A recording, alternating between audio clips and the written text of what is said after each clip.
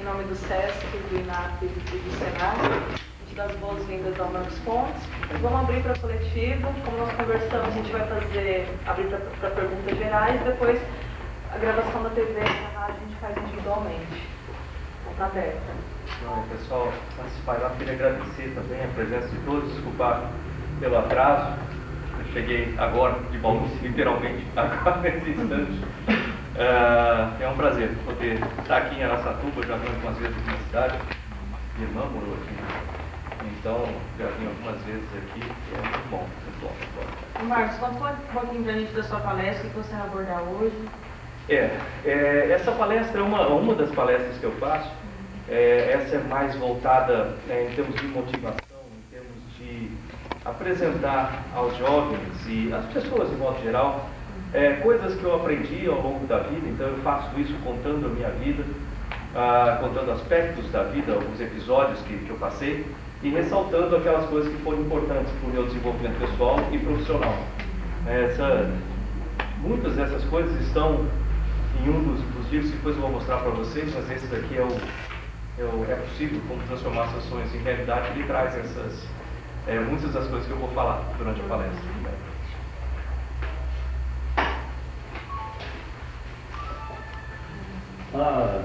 Podem fazer perguntas, né? Há possibilidade de uma segunda viagem? Há possibilidades. Eu permaneço lá em Houston à disposição do Programa Espacial Brasileiro. É uma coisa que às vezes o pessoal confunde, né? Acho que eu trabalho para a NASA. Não trabalho para a NASA, eu trabalho com a NASA, mas para o Programa Espacial Brasileiro. Existe a possibilidade de uma outra viagem, embora nesse momento que é um momento muito especial aqui dos dois programas espaciais, né? Então eu diria que a probabilidade no momento é baixa, mas é maior do que eu tinha antes de 98, com certeza. Mas é parte da minha função ficar lá à disposição. Agora, vou te contar um segredo, né? Um segredo, assim, eu gostaria muito, lógico que eu quero voltar ao espaço, é um dos meus sonhos, mas a gente está ali com a Universidade de São Paulo, no campus de São Carlos, aqui no interior de São Paulo, montando um curso de engenharia aeroespacial. E, lógico, é para formar engenheiros para o programa espacial em uma universidade pública, mas um dos meus sonhos ali é que um dos alunos, por isso que dentro do currículo a gente está colocando uma série de elementos operacionais, assim, porque de repente ali um garoto, uma garota dessa pode carregar essa bandeira lá, continuar essa história. Isso que eu quero. Em relação à astronomia, o que o Brasil está fazendo? Como que vocês estão trabalhando aí dentro desse programa espacial? O que tem de novidade que a gente pode estar esperando? O Programa Espacial Brasileiro, ele está num momento, eu diria, bastante delicado, sabe? Um momento no qual a Agência Espacial Brasileira, comandada pelo Hall, o Marco Antônio Hall, tem tentado bastante sensibilizar os políticos e as autoridades do Brasil de forma geral para a importância de um programa espacial forte. O nosso programa espacial ele é extremamente reduzido para um país do tamanho do nosso e com as necessidades que nós temos. E quando você fala de programa espacial, geralmente as pessoas associam a alguma coisa muito distante da realidade, e isso não é verdade.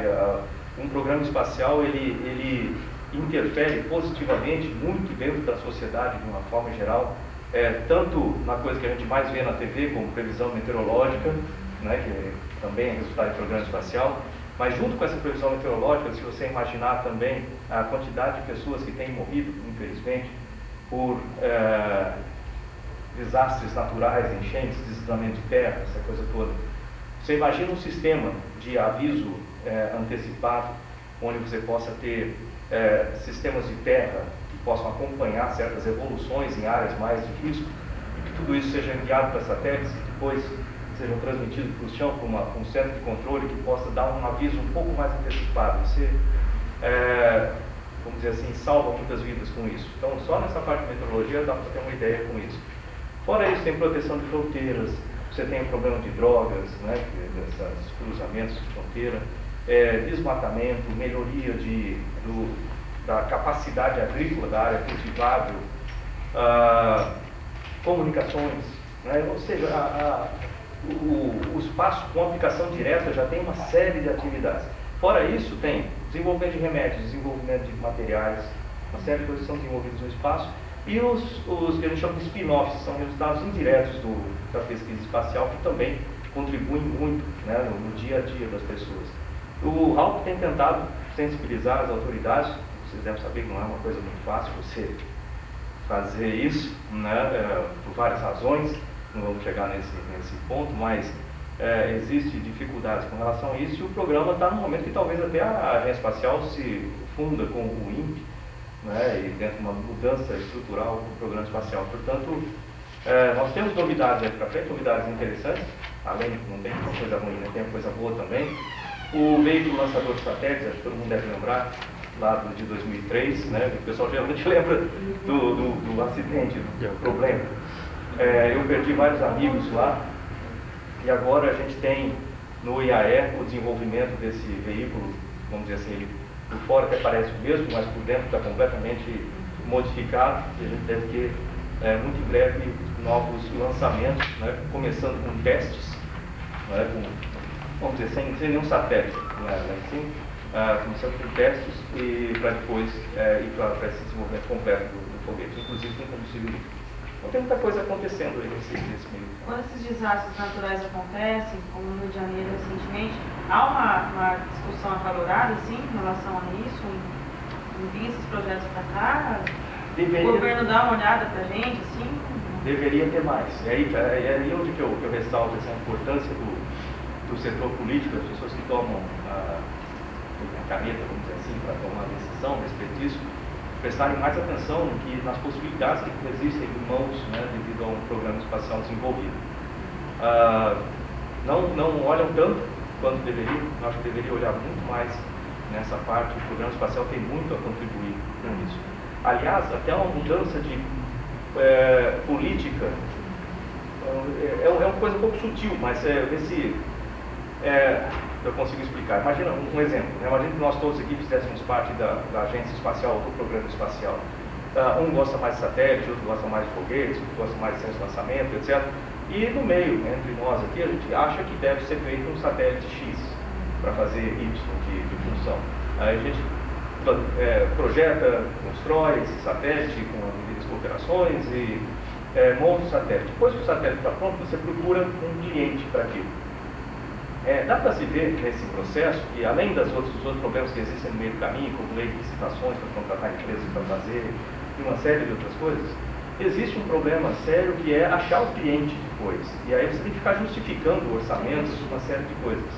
Por outro lado, o modelo usado pela Índia, que eu acho que seria muito útil aqui no Brasil, é que cada ministério tem as suas comissões técnicas, como já existe, mas dentro das comissões técnicas, uma pessoa especializada em cada área que pode ajudar naquele ministério. Então, por exemplo, você é do Ministério da Agricultura, Meio Ambiente, sei lá, e outros ministérios. Dentro dessas comissões, às vezes você está tendo um problema, você precisa melhorar a sua produção agrícola e tal. Uma pessoa dessa comissão técnica pode falar, olha, sabe que dá para se usar um satélite para fazer isso? Os requisitos para esse satélite seriam tais.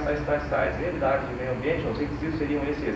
Isso aí é enviado para a agência espacial como uma demanda. Olha, a gente precisa ter esse tipo de coisa no Brasil.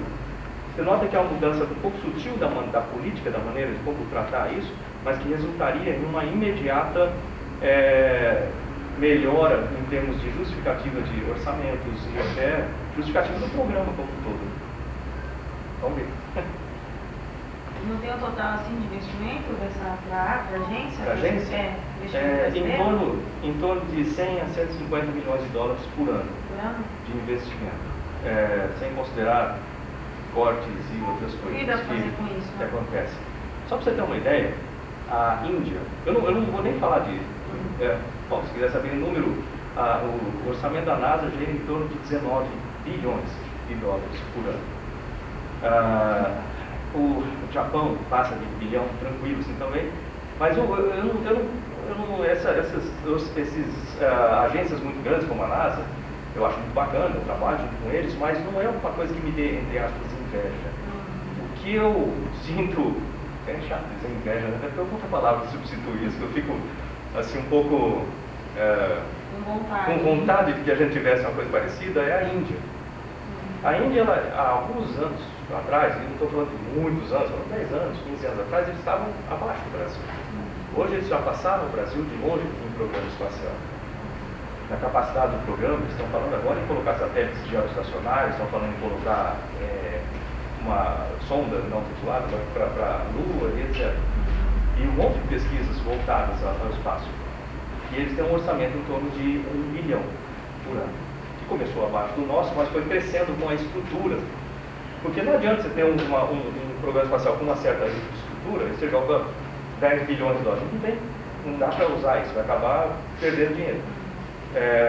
Mas esse orçamento tem que ir crescendo com a estrutura, né? Vai crescendo o número de centros, vai crescendo o número de pessoas envolvidas, pessoas contratadas, que é outro problema que a gente tem também, falta de recursos humanos.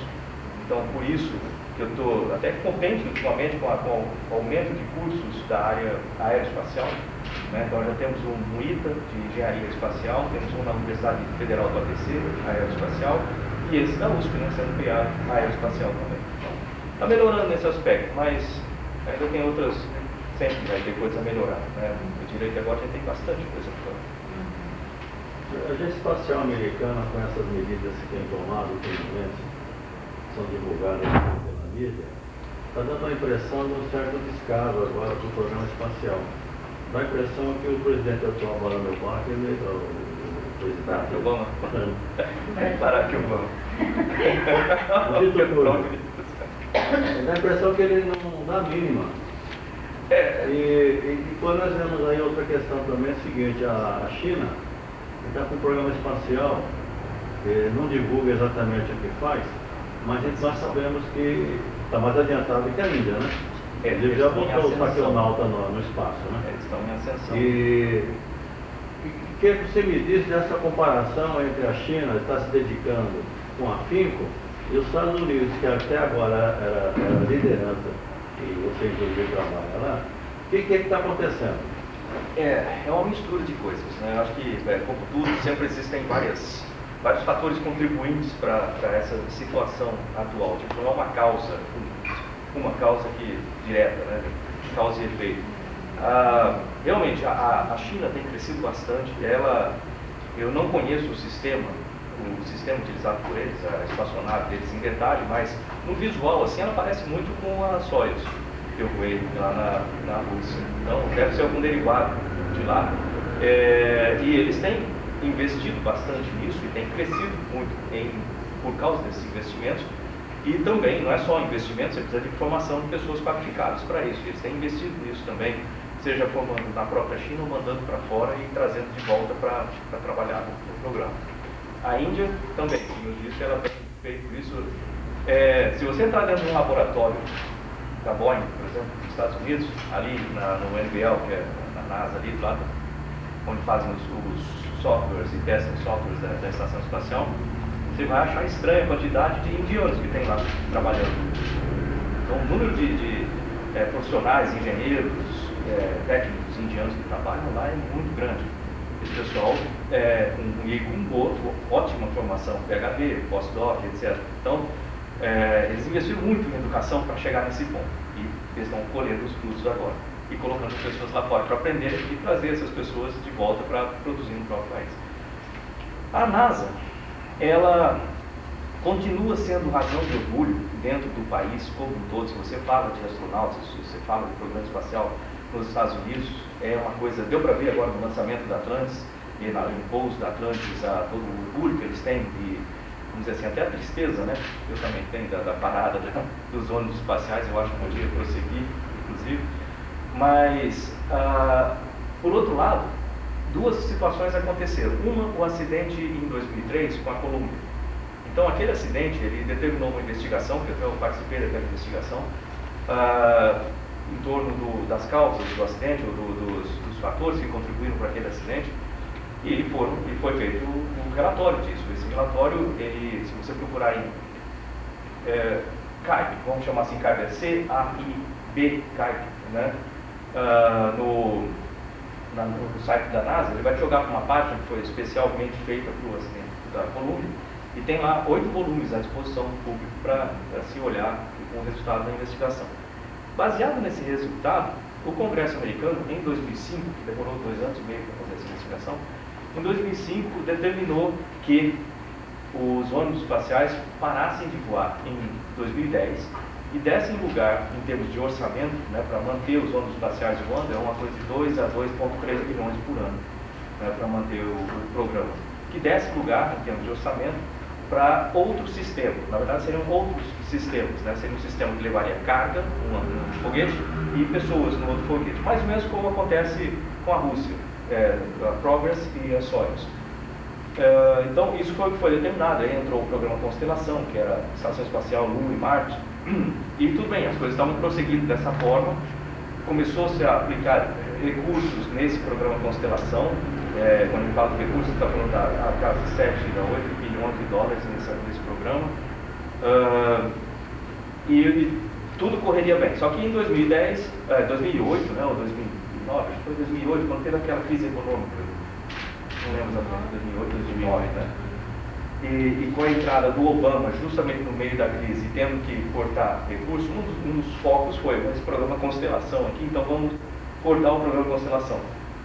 Com isso, deu uma chacoalhada em 100 mil profissionais qualificados, que a NASA tem são 10 centros mais quartel-general, com um total aproximado de 100 mil pessoas trabalhando, contando pessoas da NASA e pessoas de empresas terceirizadas que trabalham para a NASA lá dentro. Então isso deu uma chacoalhada geral, que causou uma grande apreensão, e você imagina isso espalhado em vários estados, movimentou todo o setor político desses estados, fora o orgulho americano, e as pessoas resolveram estender até 2011 o ônibus espacial e voltar ao programa Constelação, tirando a Lua desse caminho. Então voltou a Estação Espacial até 2025, essas dois sistemas de transporte e Marte, lá na frente. E as pesquisas acessórias para isso. Só que, depois, com a crise, aí vem um outro fator, com a crise também existe a necessidade de produção de emprego nos Estados Unidos. Então, é interessante que haja nascimento de empresas novas, principalmente de alta tecnologia, e a produção de empregos para pessoas qualificadas para assumir aqueles postos. E aí a solução foi o seguinte: ao invés da NASA simplesmente comprar, por exemplo, da Boeing, olha, eu vou comprar esse foguete e a NASA opera aqui, então tudo é feito aqui dentro. A gente vai comprar o foguete e a operação, vocês transportam carga e transportam pessoas para a estação. Com isso, parte do orçamento da NASA está sendo aplicado para pagar isso aqui, né, para pagar esse tipo de operação. E com isso nasceu a SpaceX, por exemplo, a própria Boeing está produzindo sistemas como esse, então está funcionando de certo aspecto, mas não tem como não falar que não dá um friozinho na barriga e pensar o que vai acontecer nos próximos 6, 7 anos aí. Porque na medida que a NASA, ela, entre aspas, ela delegou a pesquisa, né, e vamos dizer assim, e assume que vai terceirizar o serviço, vai usar o serviço dessas empresas, as empresas realmente têm correspondido com muito menos dinheiro. Agora, o nível científico, né, que a gente não sabe, né? Então, essa é a preocupação. Porque entra a segurança, a eficiência do sistema e tudo mais. Eu espero que essa é a ideia, de um modo geral, que produza muito emprego, que fique mais barato e que seja mais eficiente. Vamos dizer, esse é o sonho, é o ideal. Como todos sabem, gerenciamento de projeto, aquela questão, né, de custo, qualidade e tempo, né? A gente espera que esse negócio todo fique melhor. Mas vamos ver o que vai acontecer, né? Já existem contratos grandes com relação a isso. O futuro da estação espacial? A estação espacial deve continuar operando até 2025. Né? Lógico que tem as reposições de certos partes dela que vão vencendo, né, o tempo de uso, então vão ser substituídos, mas ela opera até 2025. Depois dessa operação que faz, não retorna, o que faz com essa parafernália toda que está lá? Reentra como amiga, ela faz uma reentrada em ângulo errado, vamos dizer assim, de trajetória, os quatro desaparecem, vamos dizer assim, né? E lógico que de uma maneira coordenada, você sabe que se passar alguma coisa, se sobreviver durante essa reentrada em altíssima temperatura, alguma coisa vai cair em um local marcado, vai cair em cima de cidade, nada disso. Bom, a atitude dela tem que ser corrigida, né, periodicamente. Né? É corrigida, ela por norma, ou por norma de operação, ela tem que ser corrigida uma vez por mês. ou seja, ela tem que prover 30 dias de microgravidade, de menor qualidade, né, sem utilização de jatos, para induzir qualquer aceleração, porque a estação é um laboratório, e a ideia é que ela seja um laboratório com a menor microgravidade possível, para não induzir qualquer tipo de aceleração espúria nos experimentos. E com isso, se você aciona um foguetão lá para aumentar a velocidade e mudar de órbita, lógico que estraga todos os experimentos que estiverem funcionando. Por isso que antes de acionar um foguete desses, todos os experimentos são pausados, né, ou terminados. Aí faz a aceleração, volta até os nominais ali, pode ser 380, 400 km, corta de novo e todo o controle passa a ser, volta para o lado americano e passa a ser, vamos dizer assim, giroscópio, né, rigidez giroscópio. Há uma preparação sua, caso você seja convocado de novo para viajar? Precisa. Geralmente isso é feito um ano antes. Aliás, uma coisa que pouca gente sabe, né, tipo assim, embora eu fique à disposição da Agência Espacial Brasileira, eu não sou funcionário da agência, eu não trabalho para a agência, não recebo nada da agência. Então eu fico à disposição no momento em que eles me escalam, aí sim eu passo a trabalhar para eles exclusivamente, e receber deles também, porque eu não posso ter nenhuma outra atividade. Um ano antes é o tempo suficiente para você estudar as variações de sistemas, porque a minha função principal como especialista em missão, existem dois tipos de astronauta profissionais, né? Aliás, agora vai ter era piloto de ônibus espacial, que agora acabou, e especialista em missão. Especialista em missão, eu brinco, eu falo meu nome bonito para falar mecânico de espaçonave. Então, eu sou mecânico de espaçonave. Eu conserto sistemas, monto sistemas, reconfiguro sistemas, e tem os experimentos também dos países que participam da estação, que a gente tem que fazer, dependendo do que a gente é escalado para fazer os experimentos. Pode ser brasileiro, pode ser qualquer outro país. Então, você precisa estudar muito, né? Então, os sistemas vão variando, vão mudando, vai crescendo. Então, nesse um ano é muito estudo para entrar em dia com os sistemas de novo. Também a parte fisiológica, né? Essa é uma coisa que às vezes o pessoal quando fala assim, pô, senão tem que ser atleta, tem que levantar 500 quilos, correr maratona, isso é besteira. Tem nada disso que não... Na verdade, você tem que ter uma saúde muito boa, você tem que estar muito bem de saúde, então você vai ter uma fiscalização muito boa na sua saúde durante esse tempo, para verificar qualquer coisa. Muda alguma coisa? Gradualmente. À medida que você se aproxima do voo, você vai comendo mais coisas que estão no espaço. Na prática é o seguinte, ter dor de barriga no espaço não é bom. Então, você tem que ir acostumando com aquela comida lá. Então, o que você come no espaço? Você tem comida enlatada e comida desidratada. Né? E aí tem frutas também, às vezes vão frutas, essas amêndoa, castanha, essas coisas desse tipo, assim, né? Também, que é uma coisa boa para você pendura na roupa e sai trabalhando com isso, porque a tendência lá no espaço é você perder muito peso. Uma por desidratação, que é comum você estar desidratado no espaço, o corpo faz isso automaticamente, você não precisa fazer um esforço para isso. E a outra é a parte de, eu diria que a falta de atenção. Você está tão ligado naquilo que você tem que fazer, que você esquece de comer. Parece esquisito, mas você esquece de comer, você não tem fome nenhuma. Os alimentos também não têm o mesmo gosto, tem algum tipo de variação que acontece na língua, né, que sente o gosto, né, essa parte. Você não sente muito gosto, aí varia de pessoa a pessoa. Nossa, e como que funciona lá em cima essa parte fisiológica de sono, lá como que é, entendeu? Essa curiosidade, como que é? Tudo noite, ou, né, entre aspas, você sente sono, como que é? Não, essa é uma das coisas que eu conto nesse outro livro, Missão Cumprida aqui, que conta a história inteira da missão, esses detalhes técnicos também, bastidores, coisas que funcionaram, coisas que não funcionaram. Até saiu uma reportagem da Folha de São Paulo, falando sobre a bandeira do Brasil, que foi o espaço que a agência mandou, a bandeira ela acabou, hoje em dia ela tem 2 paradeiros. Assim, eu queria saber exatamente onde ela está, mas tem 2 paradeiros possíveis. Infelizmente, espero que não aconteça como aquela taça da Copa de 70 lá, né? Porque não dá para derreter essa bandeira. Mas acontece o seguinte, lá, o corpo da gente foi habituado aqui com um G, né, uma gravidade. Então, muitos dos nossos sistemas, eles funcionam com base nos sinais do corpo. Eu não sou médico, mas eu vou explicar de maneira meio de engenharia que os médicos me explicaram lá. Muitos dos sistemas do corpo eles funcionam com sinais que dependem da gravidade. Por exemplo, e o corpo é econômico. Essa é outra coisa que o corpo é muito econômico. Se você não está usando algum órgão ou uma parte do seu corpo, ele tende a definhar. Basicamente, você engessar o braço, por exemplo, ele vai afinando. É normal, a gente nota que acontece isso. Então, se o corpo não precisa de células ósseas, se ele interpreta a não necessidade de células ósseas, ele não produz células ósseas, por exemplo. E aqui, como a gente está com o peso do nosso corpo em cima das pernas, em cima de certas partes do esqueleto, né, que acabam suportando isso, o corpo tem um sinalzinho ali dado pelo peso, né, em cima desse osso.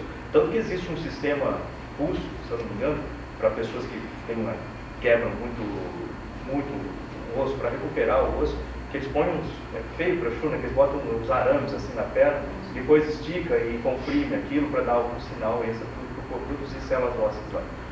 E estando no espaço, você não tem mais esse sinal do seu peso, né? Então o corpo interpreta como não precisa de células ósseas. Com isso, você tem buracos nos ossos, então que causam tipo osteoporose induzida pela microgravidade.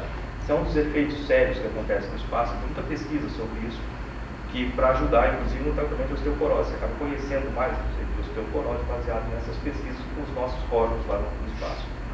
Não adianta tomar cálcio, porque se o corpo não precisa, o que ele vai fazer com aquele cálcio? Ele vai tentar se livrar dele, geralmente vai no filtro, né? Coisa assim. Outra coisa que acontece é a distribuição de líquido, né? De novo, explicação de engenheiro, tá? Se tiver algum médico aí, desculpe, mas me explicaram o seguinte: o coração estando aqui, e você imagina uma pessoa em pé com o coração aqui, lógico que por causa da gravidade é muito mais fácil o sangue ir para baixo do que ir para cima, né? Se o coração bombeasse exatamente da mesma forma, todo o sistema funcionasse sem restrições nenhuma para baixo e para cima, você ficaria com a alta pressão nos pés, fundo, né, no pé, e baixa pressão na cabeça, né? Fica mais difícil o sangue chegar lá. Com isso, o corpo desenvolveu um método de equalizar essas pressões. Então, de certa forma, pensando em engenharia, eu imagino uma restrição de fluxo para baixo e um aumento de fluxo para cima, concentração para cima. Só que chega no espaço, o corpo não sabe disso, né? Que você está no espaço sem G, né? Sem gravidade. Aí, como resultado, acontece o inverso: você fica com os pés gelados e com uma cabeça inchada, dá dor de cabeça, coriza, aumenta a pressão dos olhos, tá? Uma sensação muito, você sente o coração batendo no pescoço, assim, sabe? Aí o corpo começa a perceber que tem algo errado, ele começa a reduzir, começa a fazer, ir ao banheiro muitas vezes, né? Ele começa a reduzir a quantidade de líquido no corpo, ele começa a reduzir o batimento cardíaco, fica estranho a sensação. E chega num certo ponto que ele consegue equilibrar esse sistema todo, e depois de uns 3 dias você volta a operar, normalmente mais desidratado. Você dorme? Dorme. Dormir em missão curta. Eu sou de manutenção de novo. Então a nossa função tem uma equipe de expedição que fica 6 meses lá, outra equipe de expedição com 6 meses, você tem que passar a estação de uma para outra. Durante esse período de passagem, a gente faz uma manutenção na estação, alguns sistemas reconfigura e etc, para outra equipe pegar a estação na melhor condição possível. Então, quem fica na estação muito tempo tem durante esses 6 meses, tem um cronograma. Eu falo assim cronograma porque tem no laptop, você vê um mapinha assim, de cada um, né? Umas coisas que você tem que fazer durante um dia marcadas lá.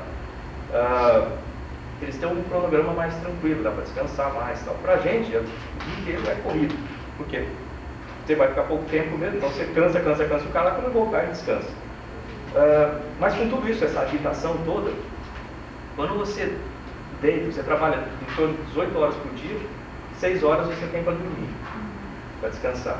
E o detalhe é que você não tem 6 horas de noite e 18 horas de dia. Você tem 45 minutos de dia, 45 minutos de noite, dia, noite. Lembrando que a estação, ela fica em órbita do planeta, né, da Terra, e dá uma volta na Terra a cada 90 minutos. Então ela tem uma velocidade de 28 mil km por hora, mais ou menos 6 vezes a velocidade de uma bala de revólver, né? E ela dá uma volta em 90 minutos. Ou seja, se o Sol estiver ali, ela passa 45 minutos para o Sol, 45 minutos na noite. Nossa, pra se acostumar. Um dia de 90 minutos, então. Um dia com o ciclo completo, Deve completo ter 90 30 minutos. dias no dia dele, né? E 30 O noites. que acontece é que a gente tem esse ciclo circadiano, né? Esse é o nome direito, que ele fica meio estranho, depende um pouco da luz também, né? A gente acaba ficando com uma certa exaustão por causa disso. Mas chega nessas 6 horas, para você dormir, a gente fecha a estação toda, apaga tudo, para o movimento, o controle chama menos, vamos dizer assim, eles sabem que a população está dormindo, e eles passam a monitorar mais os sistemas por lá, e aí você tem um tempo para dormir. Aí o que é? Você tem o seu saco de dormir, você entra no saco de dormir, e aí você fica lá, né? Eu não posso falar que eu fico girando de um lado para o outro, porque não dá, porque você fica no saco ali preso, né? Mas aí tinha uma janelinha, eu botei no saco de dormir, assim, por dentro tinha uma janelinha aqui, e essa janelinha ficava bem. A estação está aqui, o tubo da estação, vamos chamar assim, né? O eixo longitudinal, o eixo X aqui, eu fiquei no Piers. O Piers era um módulo de adaptação russo que ficava assim, né? Então a minha janelinha olhava para frente da estação. E aqui tinha a terra. Você imagina a paisagem passando ali embaixo, né? Aí você olhava dia na terra, cara, um lugar bonito, eu pegava a máquina, abraçava a máquina, né? Aqui, aí ia passando um lugar legal, tirava uma foto. Assim, eu tirei 2.000 e tantas fotos dessa foto. Olha que dessas 2.000 você aproveita nem muito, né? Mas dá para tirar. Porque não é muito fácil tirar foto com 28 mil km por hora de velocidade. Você tem que tirar foto acompanhando o alvo, né? Senão ele fica um vídeo. Aí, tempo eu escrevia. Então esse livro aqui, ó, eu comecei a escrever lá. Esse é possível. Comecei a escrever na estação. Eu queria deixar primeiro para meus filhos. Assim, eu vou deixar o que eu aprendi na vida para eles. Depois eu vi que servia para muitas outras pessoas, então acabou virando um livro de, não é autoajuda, é um livro de gerenciamento de projeto de vida, usando o coaching para motivar e para dar mais um sentido pessoal, entendimento de emoções, etc. Então comecei a escrever lá, desenho. Aí eu via um lugar legal, desenhava uma parte, desenhava um espaço da estação, eu lembrava uma cena do dia, desenhava aqui. Então tem uma série de desenhos que no dia que eu morrer vocês vão ver. Por enquanto vivo eu tenho vergonha de mostrar. Então depois alguém mostra. O que mais? E é isso, né? Você fica ali. Aí quando você dorme é muito bom, quando você consegue relaxar.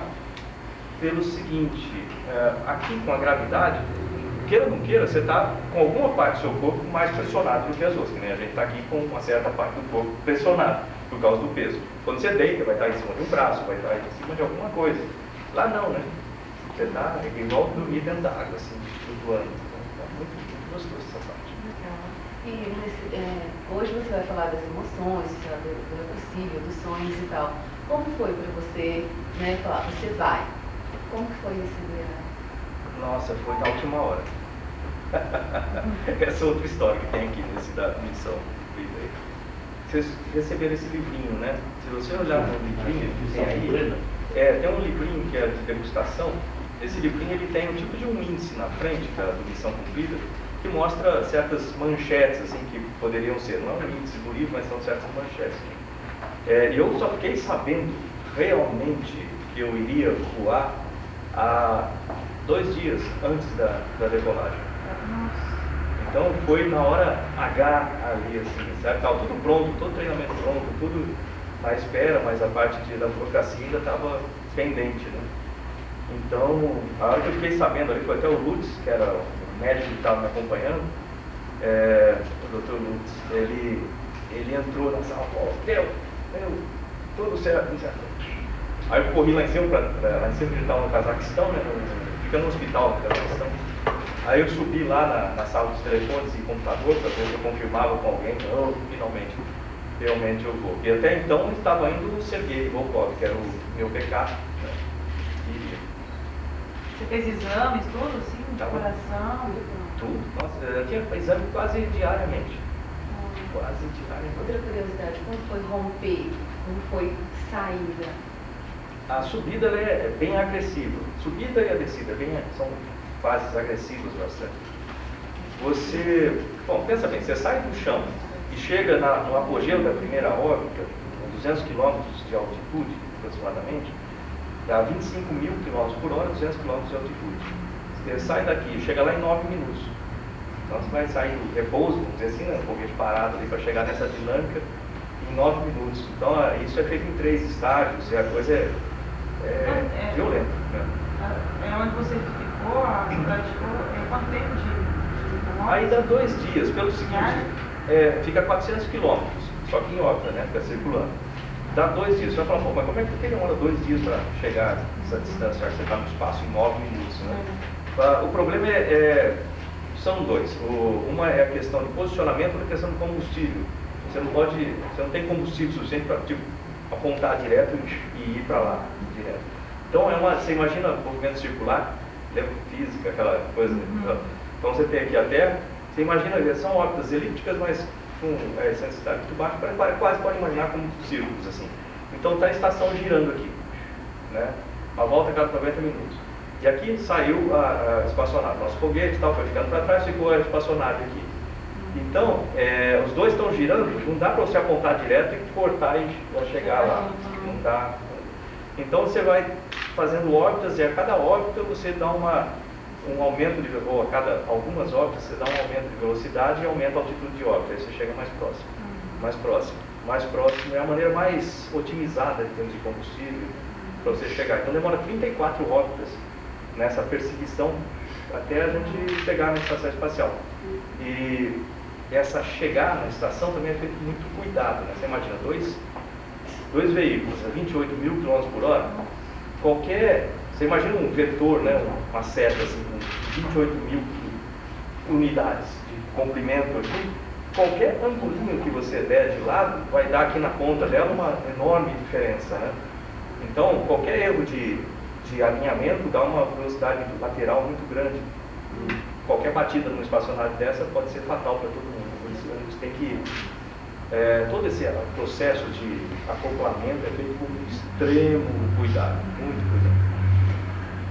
Mas quanto da cabeça do astronauta tem que ficar perfeita, né? Tanto quanto o corpo, né? Porque se a pessoa pensar muito, não pode pensar negativamente, né? Não. Aliás, essa é uma das coisas que eu faço também, que eu falei que eu não ganho da agência espacial, eu não falei como é que eu ganho, como é que eu sobrevivo, né? Eu sobrevivo da seguinte forma. Eu tenho uma empresa de consultoria, então faço consultorias em engenharia.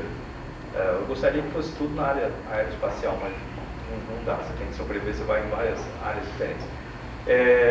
E também a parte de palestras que eu dou cursos, e muitos desses cursos são voltados ao gerenciamento de projetos, curso técnico, vamos chamar assim, cursos de palestras técnicos são voltados para gerenciamento de projetos, gerenciamento de riscos, segurança operacional, e aí uma parte interessante, a parte emocional. Depois da missão, uma coisa que aconteceu, que já acontecia antes de muitos jovens me procurarem para saber, o que eu faço da vida?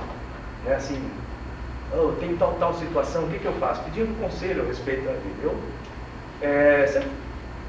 Porque quando você faz uma coisa dessa, você está falando com uma pessoa, você pode alterar a vida da pessoa, é bom que você saiba o que está fazendo. Então, eu falei, eu preciso ter mais conhecimento profissional dessa área para poder dar uma assessoria, vamos chamar assim, mais precisa. Foi aí que eu comecei a fazer cursos na área de humanas, mais especificamente na área de desenvolvimento pessoal, coaching, etc. Esse nome coaching não é muito usado no Brasil ainda, mas desenvolvimento de talentos, desenvolvimento de pessoas, etc. Comecei a fazer cursos, adorei essa área, assim, tanto que esse livro de baixo é possível, ele usa muito dessas técnicas. Aí comecei a fazer esses cursos para poder ajudar.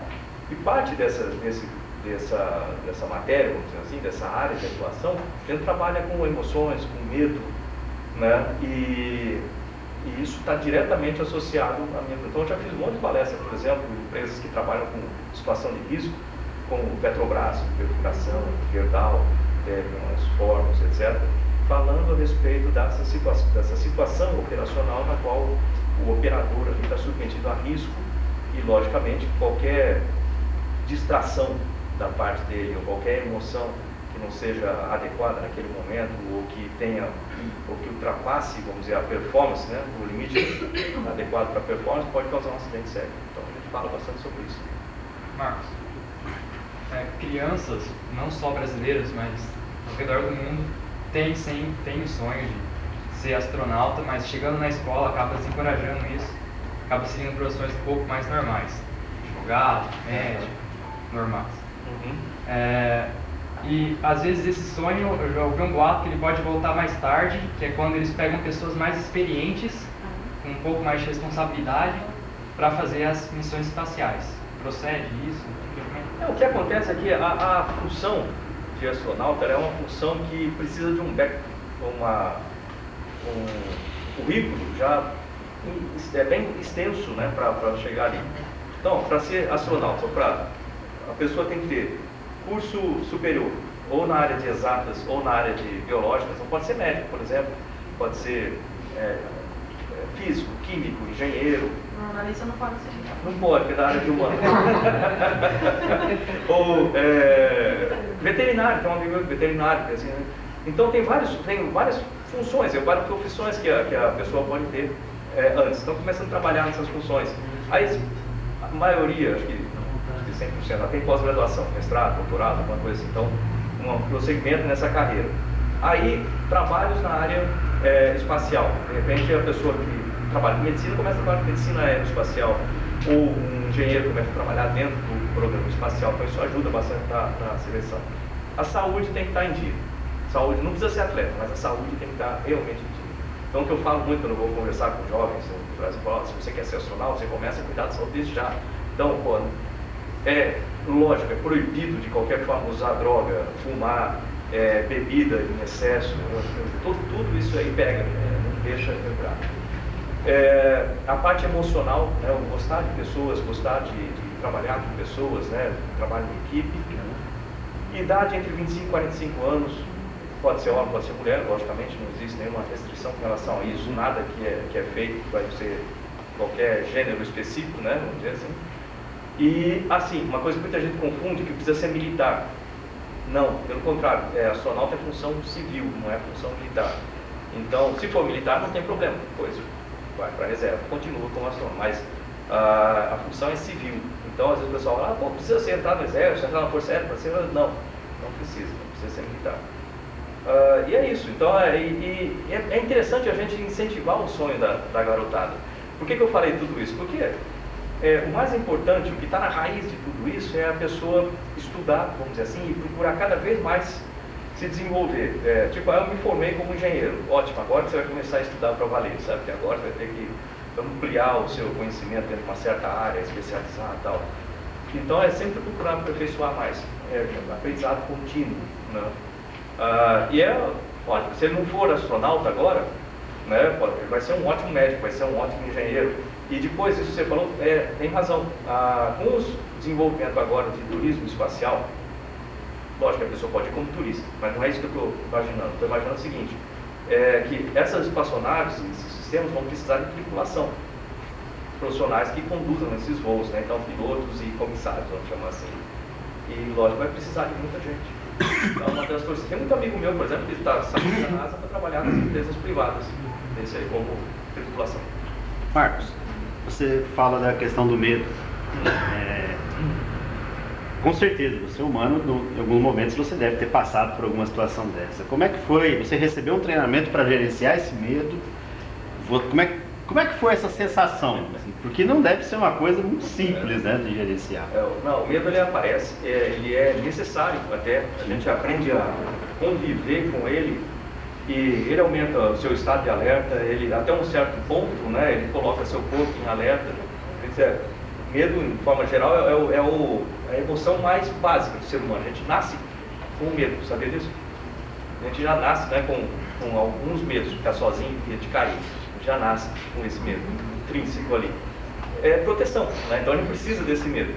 Agora a questão está que ele não pode chegar num certo ponto e te travar, sabe? Quando a pessoa começa a ficar travada, com medo ou extremamente focada, esse é um dos efeitos do medo, né? Quando você começa a ficar com medo, você começa a focar em alguma coisa que você acha que é a fonte do medo ou alguma coisa que você imagina que é a fonte daquele medo.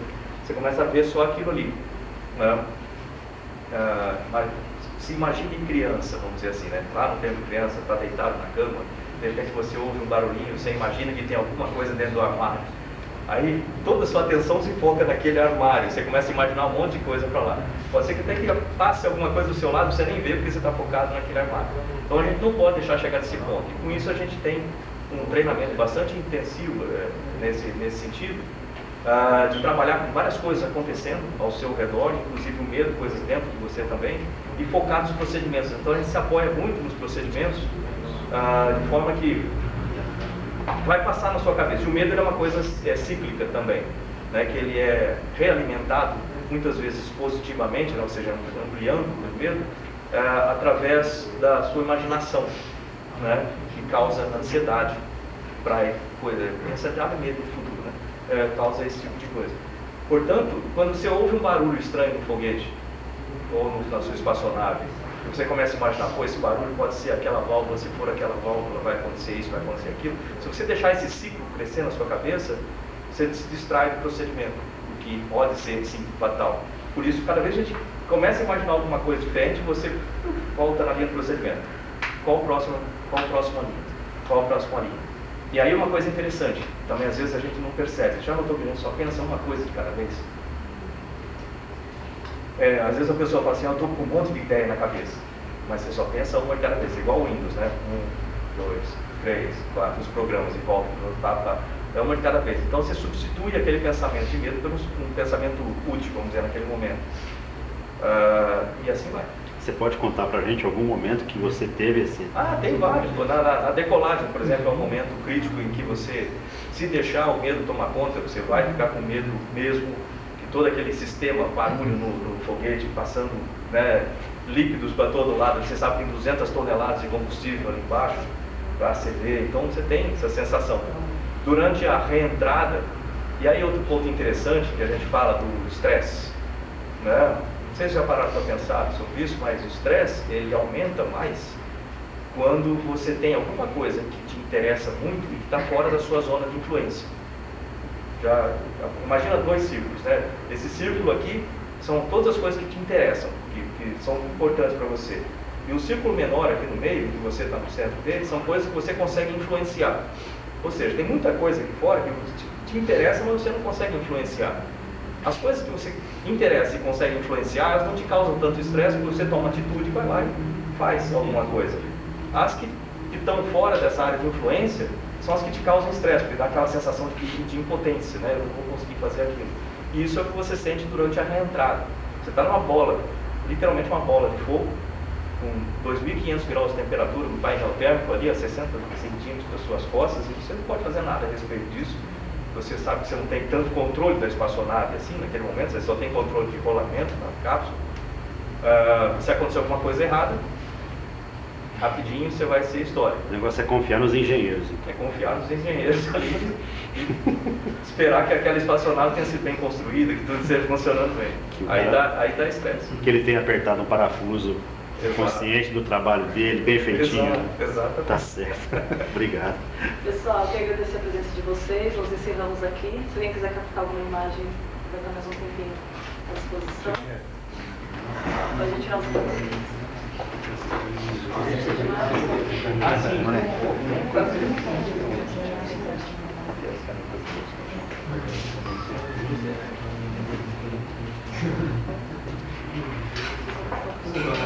Sim.